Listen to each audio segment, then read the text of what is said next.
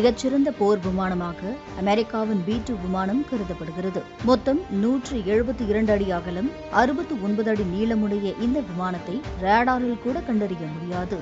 30,000 kilo அணுகுண்டுகளை சுமந்து செல்லும் திறன் கொண்டது. தொடர்ந்து 11,000 கிலோமீட்டர் வரை தரையிறங்காமல் பறக்கக்கூடிய இந்த B-2 ரக போர் விமானங்கள் வேறு எந்த நாட்டிடமும் இல்லை. அந்த அளவுக்கு உலகிலேயே மிக சக்தி வாய்ந்த B-2 ரக விமான வடிவமைப்பில் இந்தியர் நோஷிர் ஷெரியார்ஜி கவுடியா என்பவருக்கும் பங்கு உண்டு.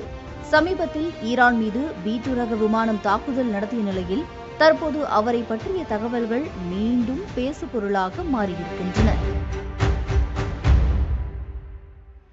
கடந்த 1944ஆம் ஆண்டில் ஏப்ரல் மாதம் 11ஆம் தேதி மும்பையில் பிறந்தவர் நோஷிர் ஷெரியார்ஜி கவுடியா.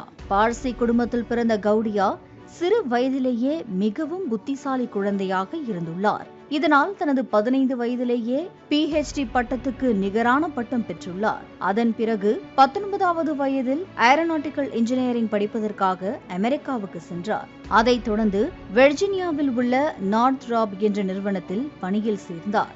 இந்த நிறுவனம் விண்வெளி கருவிகள் மற்றும் ஆயுதங்களை உற்பத்தி செய்து வந்தது.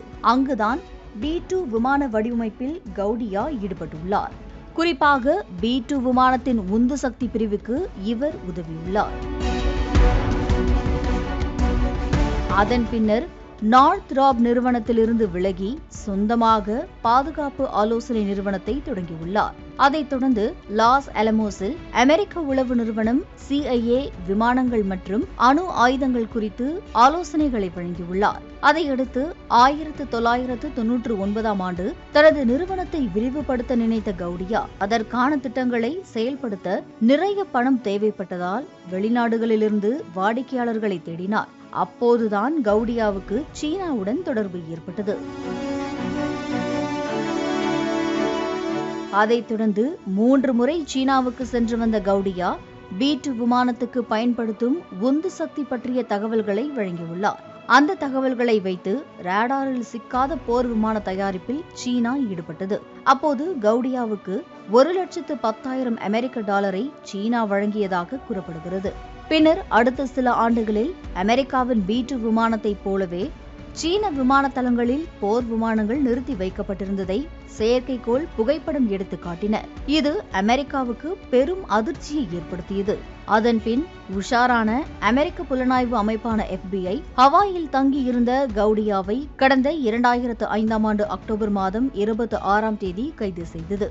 மேலும் அவர் மீது தேசிய பாதுகாப்பு ரகசியங்களை வெளிநாடுகளுக்கு விற்றது, ஆயுதங்கள் ஏற்றுமதி கட்டுப்பாடு சட்டத்தை மீறியது, உளவு பார்த்தது போன்ற 14 குற்றச்சாட்டுகள் சுமத்தப்பட்டன. அதைத் தொடர்ந்து இந்த வழக்குகளில் கவுடியாவுக்கு கடந்த 2011ஆம் ஆண்டு 32 ஆண்டு சிறை தண்டனை விதிக்கப்பட்டது.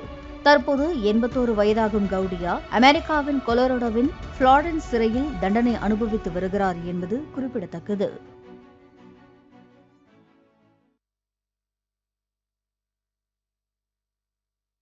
பிளே ஸ்டோர் மற்றும் ஆப் ஸ்டோரில் இருந்து பாலிமர் செயலியை QR கோடு மூலம் பதிவிறக்கம் செய்யுங்கள்.